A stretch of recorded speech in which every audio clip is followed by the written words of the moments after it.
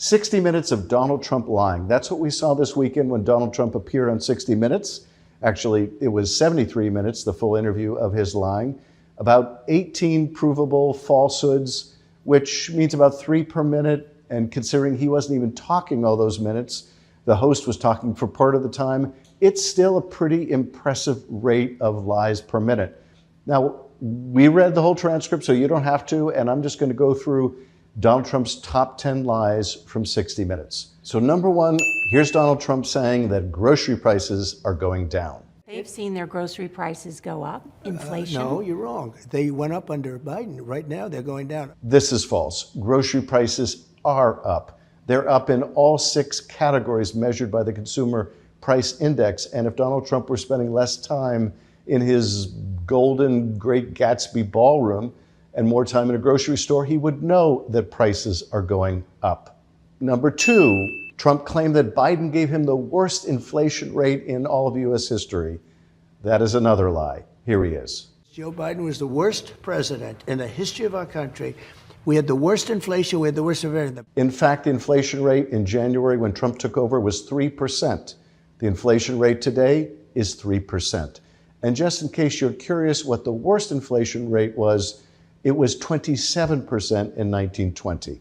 Another big provable falsehood by Donald Trump. And here's Donald Trump on tariffs, claiming once again that countries like China are paying instead of consumers like you.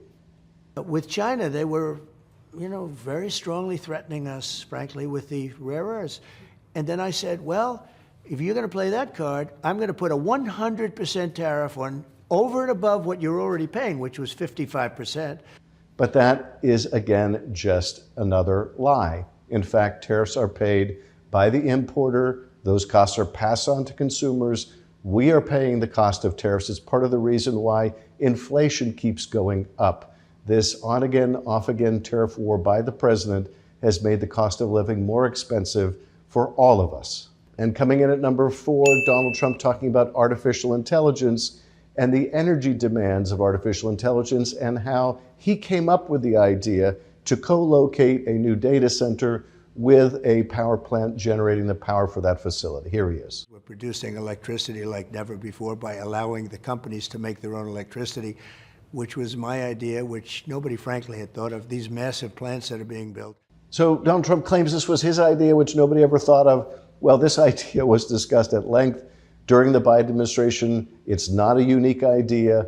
I suppose this is Donald Trump's equivalent of saying that he invented the internet. And coming in at number 5, Donald Trump claiming that each time he attacks a ship in the Caribbean, that effectively saves 25,000 American lives. Here he is. But every one of those boats kills 25,000 Americans. Every single boat that you see that's shot down kills 25,000 on drugs and destroys families all over our country. Well, that's just absurd. First of all, he has been claiming falsely that these ships carry fentanyl. This is not a fentanyl trafficking route. Precursor chemicals generally come from China.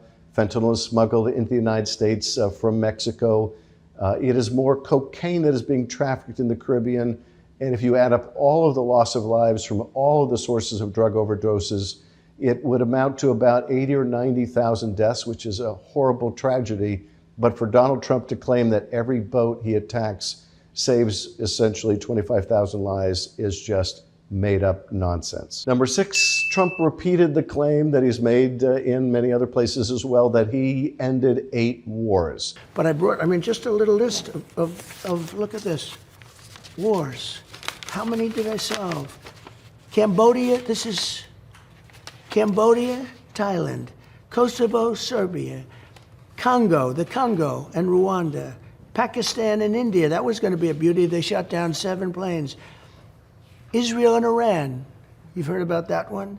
Egypt and Ethiopia. There's been no war between Egypt and Ethiopia. That's been a long-running dispute over a major Ethiopian dam project. Trump includes on the list another war, the war in Kosovo, that didn't even take place during his tenure in office. And he claims to have prevented other wars from taking place without any factual basis.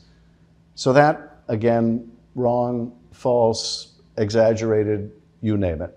Number 7, Trump claimed that Joe Biden provided $350 billion to Ukraine. That figure is also not remotely accurate. I mean, even if you got your degree from Trump University, the numbers don't add up. In fact, the U.S. contribution to Ukraine has been about $94 billion, has gone out the door. Another equivalent amount has been appropriated but not yet fully dispersed. So we're talking about less than half of the money that Trump claims Joe Biden already spent on Ukraine. Number 8, Donald Trump and the shutdown. Donald Trump falsely claimed that what Democrats are seeking is $1.5 trillion for health care and other services for undocumented people. I can't give them $1.5 trillion so that they can give welfare to people that came into our country illegally. This is completely bogus. What Democrats are seeking is to end the vast increases in health care costs on the Affordable Care Act that are occasioned by Trump's doing away with tax credits for people getting their health care through the ACA. We're trying to at least bring down the cost of health care for Americans. Undocumented immigrants are not eligible for that funding. So this is just another palpable Donald Trump lie. And number 9, Donald Trump and the Insurrection Act. So Trump has been deploying the National Guard and active duty troops to cities like Los Angeles and Chicago, Portland, Oregon, and elsewhere in a lawless effort to essentially get the military to engage in domestic law enforcement. This is also Donald Trump trying to make him look strong, trying to essentially commandeer the military as his own palace guard. But these actions are being struck down in court, and so Donald Trump has been threatening to invoke the Insurrection Act. And in defense of his potentially invoking this seldom used statute, Donald Trump claimed during the interview that it had been used by other presidents as many as 28 times. That's just false. No president has invoked the Insurrection Act more than Ulysses S. Grant in the early 1800s, who did so only 6 times. Nevertheless, and perhaps more importantly, there is no basis, no justification whatsoever for invoking the Insurrection Act under the circumstances in which Donald Trump is claiming. That is, that there's some kind of insurrection or rebellion against which American troops need to be deployed. That too is just false. And finally, rounding out the top 10, Donald Trump asked about whether he has directed the Justice Department to go after his political enemies. Here's Donald Trump on that subject. Did you instruct the Department of Justice to go after them? Not in any way, shape, or form. Not in any way, shape, or form, he says. Well, take a look at this form. That was Donald Trump instructing Pam Bondi in a tweet that was supposed to be a private direct message, but was sent improperly, so the public got to see it, instructing him to go after 3 of his enemies, myself very much included. So those are just 10 of the patent falsehoods told by Donald Trump in a 60 Minutes interview. Of course, there are a lot more that we could have cataloged, but here's the thing. We cannot acclimate ourselves to this constant lying by the President of the United States. Of all the attacks on our democracy, perhaps the most corrosive has been Donald Trump's relentless assault on the truth. If we can't agree on a common set of facts and shared experiences, then what basis is there to decide what policy should be or who should govern? How do we fall back on anything other than political tribe or worse, political violence?